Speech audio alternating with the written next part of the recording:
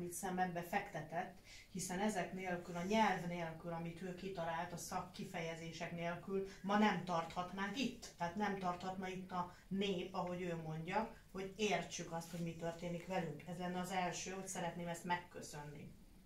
Firstly, she would like to thank you for such a big work and your mind and effort that you put into the past 25 years, that we are finally able to identify and call it as on their names.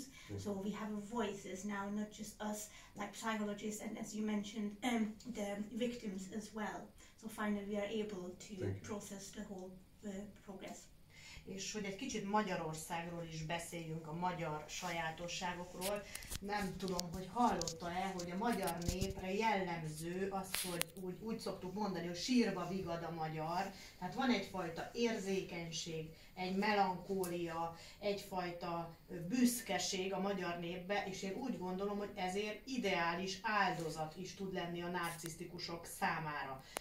Hogyha hallotta, vagy tud róla, vagy felvilágosítjuk most erről, hogy Magyarország az öngyilkosságban nagyon élen jár, a vállásokban nagyon élen jár, az alkoholfüggőségben nagyon élen jár, tehát hogy valahol a magyar társadalom nagyon hajlamos erre az áldozat szerepre. Mi erről a véleménye?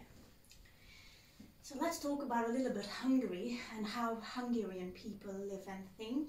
That is the kind of phrase that we tend to use about ourselves that describes that authentic average Hungarian. The way how we live and enjoy life, we are at the same time crying as well.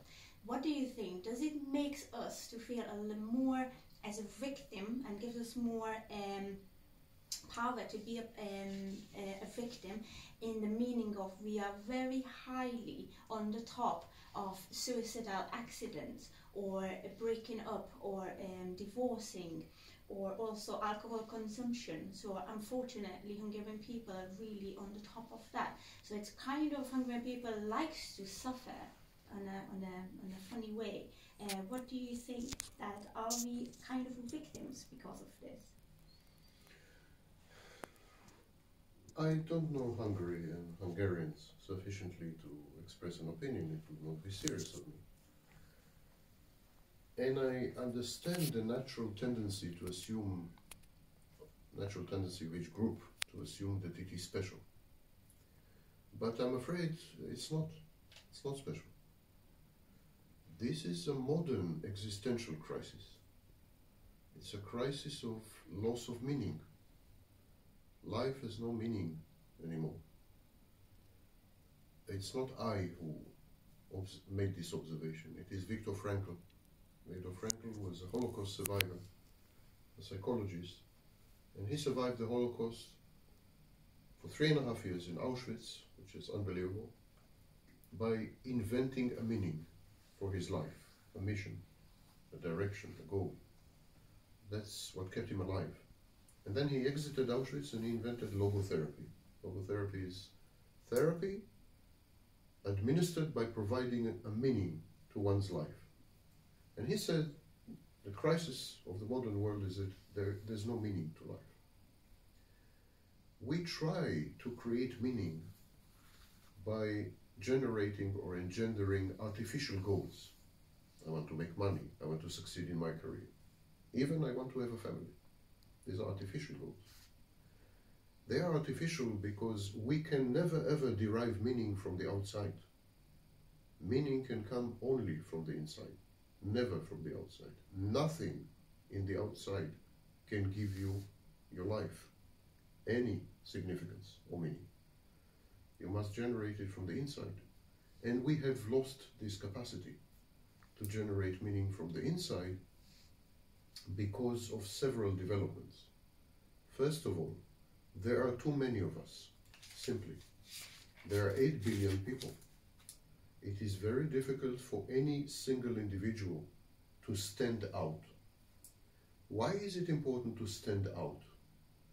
It's important to stand out because every individual needs to be seen. When I say stand out, I don't mean in the narcissistic sense, to be a celebrity or to be, that's not what I mean. What I mean is to be surrounded by an intimate group of people to whom you matter, a group of people which see you. Not only see you, but see you, notice you, are interested in changes and things that happen to you, are concerned, care about you. We don't have this anymore. We used to live in villages where 8,000 people were seeing each other. They took care of each other, sometimes too intrusively. Then, okay, we gave up on villages and we had extended families. Then we gave up on extended families and we had nuclear families. Then we gave up on the nuclear family. And now we have nothing except smartphones. No one sees us anymore. We are isolated like atoms. This process is called atomization. We're isolated like atoms floating in the air, begging for someone to see us, and no one sees us. And we try to be seen by escalating and radicalizing our behavior. So we have social media. On social media, we try to be seen by posting, I don't know, naked photos, or doing egregiously crazy things, or we try to stand out somehow, desperately. Fashion, the whole fashion industry developed precisely because of this. Because each one of us needs an individual voice, and we use clothing to create an individual voice. We use hairstyle. We are very concerned with appearance in the last 100 years, precisely because of this. We are not seen anymore. Now, to be seen is an issue of survival, and it's the most ancient instinct in the human being. So when you are born, if you are not seen, a baby that is not seen is a dead baby.